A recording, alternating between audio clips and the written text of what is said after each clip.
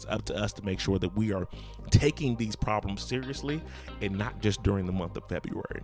And so, again, we're always working to find and partner with other organizations that are helping as well too, but it really is going to take work from all of us coming together and first acknowledging that a problem does exist, but then also making sure that we are not offering resistance to programs that are put in place to try to help correct these issues, right? Because that's the only way that it's going to be corrected. If the problem was presented by intentional efforts, it can't be solved with unintentional efforts, right? And so we can't just assume that, if we're all just nice to one another and sing kumbaya and go along in the distance, that we'll be able to get this whole housing issue addressed or figured out. It's not going to work like that. It is going to take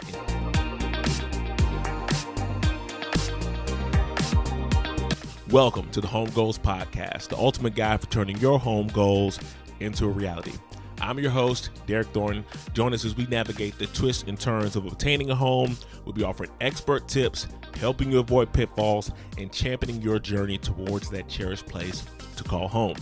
In this week's episode, with it being Black History Month coming up on the last week of February, I wanted to take a moment to talk about the journey of Black home ownership in America, just where it's come from, the challenges that it's faced over the years and decades, and where we are today and things that we're doing to try to help improve that.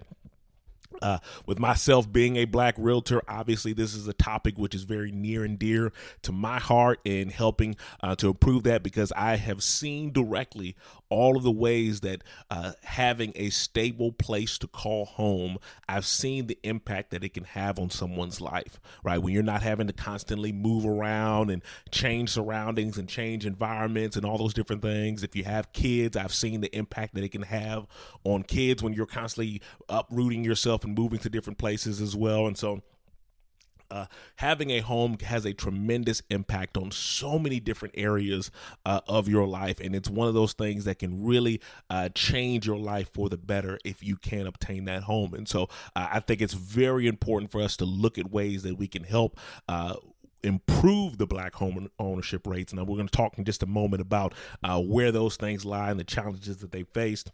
But it is something that does need to be talked about and addressed. And in today's climate and political world, it's oftentimes something that gets brushed to the side. A lot of people look at it and they say, slavery ended well over 100 years ago. They look at Jim Crow laws, right? Those laws ended decades ago, right? There's equality in the community now, right? This shouldn't be something that we're still talking about, but here we are, right? When you look at the numbers, when you look at the stats, it is screaming in our face that there is injustice still taking place, that it is not as equal as we claim that it is, right? And we see the evidence of that. It may not be as blatant as the Jim Crow laws. It may not be as blatant as slavery, but there are still issues that are glaring right there in our communities that we need to take time to address. And so I'm going to kind of talk through some of those things and kind of talk through what got us through here, right? When we look at where this country came from and the way that this country was originally founded and the way that it was built, if we're being honest, much of this country and where it is started because of the success that they had with slavery, with chattel slavery, and the terrible event that it was, but also the way that it led the way for this country to be able to get to where it is now. Right. It was a huge part of this country's economy and the way that they ended up here right now. And it's one thing that many Americans would love to sweep under the rug and maybe not address or talk about. It's the original sin of this country. But the more that we try to brush it under the rug, the more that it continues to show itself in so many different ways, right? We can't just ignore it and say that it didn't exist. It did. And there was a blatant benefit to many of the people that came in that place, right? And when you look all the way back to when the slavery first was taken out, right? When we look at the Civil War and all that transpired afterwards, right? When slaves were finally set free by the Emancipation Proclamation, right? And we saw just the initial getting up and off the ground, right? In the period of Reconstruction, where slaves were essentially trying to rebuild their lives and get to a place where they could be self-sustaining themselves. They ran into obstacles even then, right? The secretaries of war, and many of them met with a lot of black ministers who were leaders in that community right after the Civil War had ended and slaves were officially free. They were now figuring out, okay, where do we go from here? What does life look like now? And they met with a lot of the black ministers and asked them, what do you need from us to kind of help make this happen or make this transition? And the thing that they asked for, they didn't ask for handouts in the way of money. They weren't asking for like just stacks of cash that they could go and spend however they wanted to. They asked for land. They understood the importance of real estate, right? They understood how valuable it is to have a commodity, a piece of land that you can call your own, right? They're not making any more land. What we have is what we have, right? And that's one thing that they asked for so that they could plow and till that ground, grow their own food, become a self-sustaining community. That was what they asked for. They didn't ask for handouts in the way of getting cash so that they could just lay around and be lazy and just continue to spend the government's money.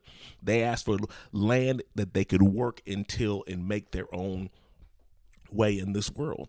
And they made an agreement to give them over 400,000 acres of Confederate land that they could use as their own. That's where you hear the term 40 acres and a mule, right? That was one of the things that they talked about, is that every person would be able to get that and have that as their own, to be able to build their own lives in a sense.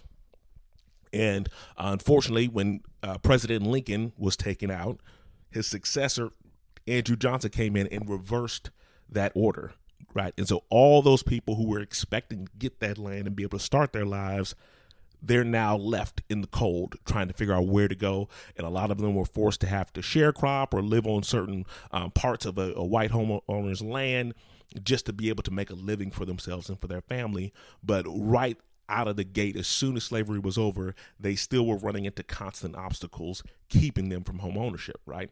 And so then you fast forward another 40 years or so, or not even longer than that, maybe like another 70 years or so, we look into the 1930s, right, where there's still people who have started to make a life for themselves in some ways, but there's still a very clear injustice in the society, right? You look at the Jim Crow laws that were coming into effect, that were keeping the whole separate but equal myth in place.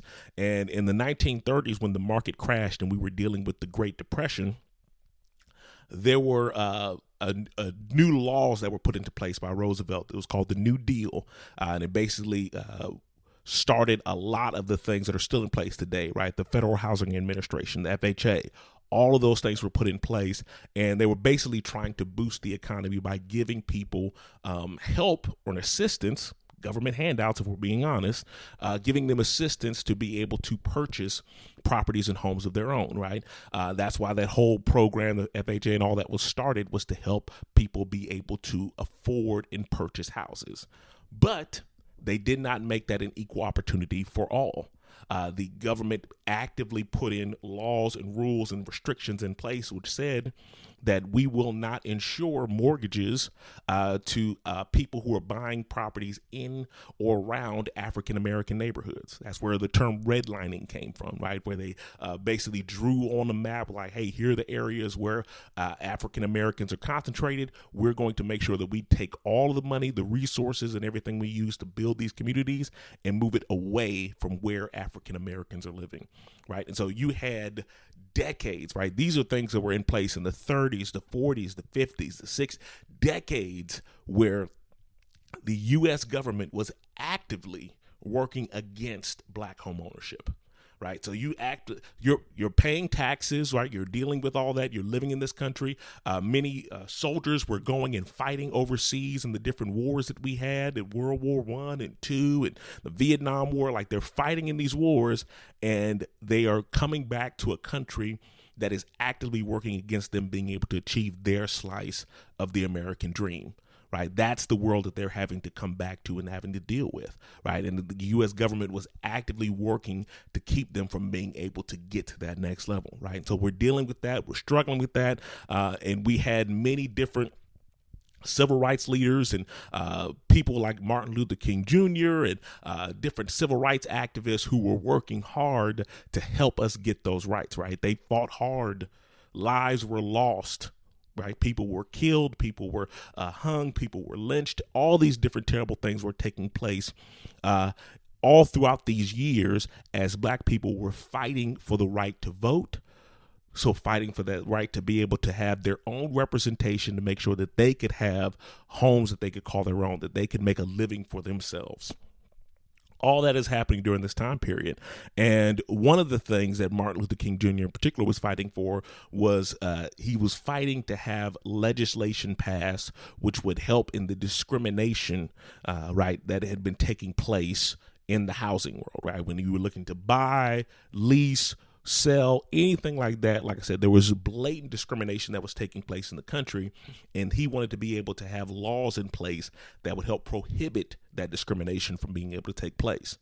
And it was one of those things that one of his biggest goals around that particular topic revolved around the Fair Housing Act, right? There was a piece of legislation that was being taken through Congress, basically trying to figure out a way to make it a law that you could not discriminate based on protected classes, which included everything from race to religion to sex. All these different protected classes would be included in that.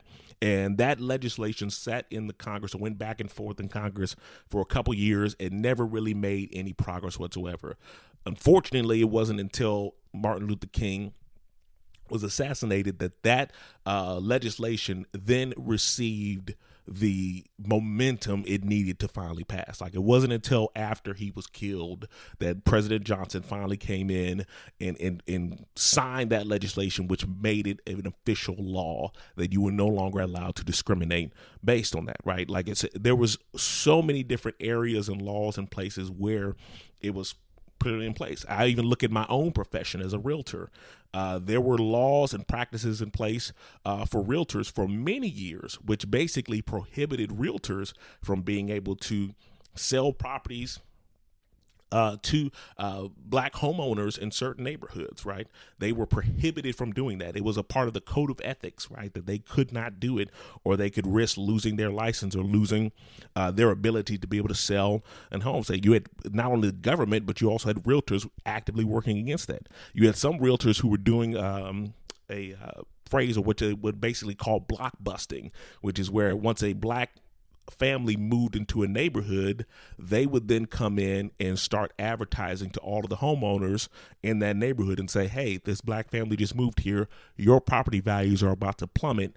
Go ahead and sell your house with me so we can get you out of here so that you're not having to do that. This is what we eventually termed the phrase white flight, right? Where a Black family would move onto a block and then everyone else would proceed to move out. And then, of course, obviously the home values would follow with that.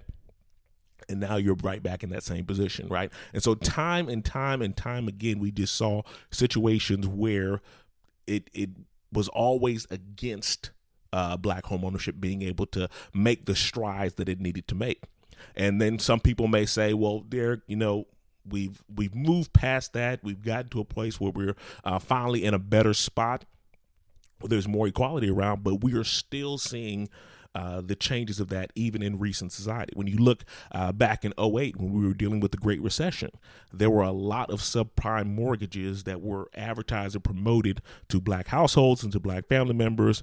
And that was one of the things that caused them to lose out on a lot of that housing, right? When we look at the Fair Housing Act that took place or went into effect in 1968, around that time, the Black home ownership rate was sitting at right about 44%, 44 to 45%. And over the years after that legislation went into effect, it slowly increased over time. And it got to the highest that it had ever been was 50%. And that was just before the recession took place in 2008. And so the 50% was the highest we ever got. Once the recession came along, in 2008, the housing crash, that basically wiped out all of that progress, right? So the progress that it had taken us 40 years to build up, essentially overnight, was basically wiped out, right? And so we've slowly been trying to get back to a better place. That took us down to about 40%. In present day, the last studies are showing that we're sitting at right around 44%, where the white homeownership rate is at about 72.5%, right? And so there's still a massive gap and a massive trend in there. And we forget to talk about a lot of the advantages and the ways that owning a home can help you, not just in the traditional sense of having a stable place to call home, but also the equity that is built up in these homes over those years, right? A lot of these properties were passed down to other family members, and they were able to use it to create wealth for themselves. Obviously, I'm a realtor, so I've seen this in real time. A lot of situations where a family member passes away and their house goes on to their remaining heirs, right? Their children, their spouse, whoever it may be is left behind. They get to sell that house, take those proceeds, and use them to improve their own lives, right? To use it to set up for their retirement, use it to send their kids off to college, right? But I've seen people do the exact same thing when it comes to sending kids to college with the equity that they have, where they use an equity loan to handle life's emergencies that may come up, right? That's a safety net that people who aren't homeowners, who haven't been able to achieve the dream of homeownership, that's something that's never been afforded to them, right? They haven't had a home that they could call their own. They haven't had a home that they could tap into that equity if life ever happened, right? If a major medical event ever happened or something like that, they wouldn't have anything to draw into. And so all of these things have a ripple effect over the years. It all comes back to whether or not it's fair. And you think back to the government actively working against people. Yes, those rules may not have changed, but there's still people in these industries that have the same mindset, that have the same issues and the same problems. We look at Bank of America, and I think it was last year, they just had a $31 million settlement that they had to pay out because they were caught basically discriminating against Black and Latino mortgage applicants, right? People who were trying to get mortgages. They were basically coming in with the exact same criteria, the exact same status, the same credit score, the same income as their white counterparts, but they were being rejected for these mortgages. And so Bank of America was caught engaging in these practices and had to pay out that settlement. So you have things like that going on.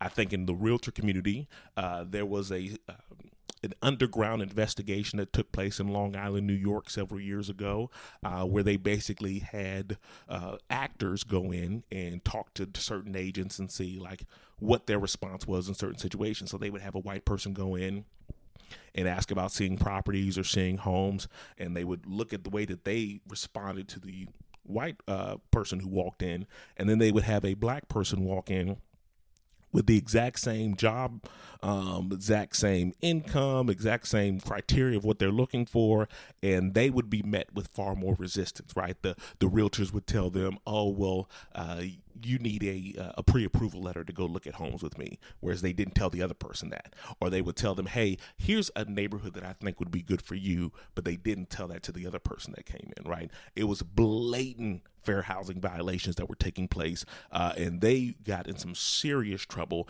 and it caused a lot of issues, but it was a reminder to everyone that these things are still taking place, right? It may not be as blatant as a Jim Crow law, but they are absolutely still taking place. And if you wanted proof of that, the proof is in the numbers. The proof is in the stats that are showing that there's still a tremendous gap between homeowners of races, right? And it's one thing that we don't want to admit or really look at, but it's something that needs to be addressed and something that we're working towards. And so I would urge all of you to, when you start to hear these stories of blatant injustice or blatant discrimination taking place, that you don't just dismiss it and think, oh, things are so much better than what they used to be, because I guarantee you there are still strides that need to be made in order for us to make these changes, right? And it's only going to get more difficult. Unfortunately, like I said, it's always something dramatic or something terrible that needs to happen for any progress to be made. And I don't want to live in a world where something terrible has to happen, right? Where a war has to go down or assassination attempt has to happen before we finally start to see progress being made in other areas, right? We don't want to live in that world. And so it's up to us to make sure that we are taking these problems seriously, and not just during the month of February. And so, again, we're always working to find and partner with other organizations that are helping as well too, but it really is going to take work from all of us coming together and first acknowledging that a problem does exist, but then also making sure that we are not offering resistance to programs that are put in place to try to help correct these issues, right? Because that's the only way that it's going to be corrected. If the problem was presented by intentional efforts, it can't be solved with unintentional efforts, right? And so we can't just assume that, if we're all just nice to one another and sing kumbaya and go along in the distance, that we'll be able to get this whole housing issue addressed or figured out. It's not going to work like that. It is going to take intentional efforts for us to be able to make these changes. And so I hope that you all consider that. But I just wanted to talk briefly on that, especially during this month. But I hope that you find that information helpful. And like I said, we're fighting every day to make sure that we can create an equal part of the American dream for everyone involved. Have a wonderful day, you all. Happy Black History Month. And I'll talk to you next week.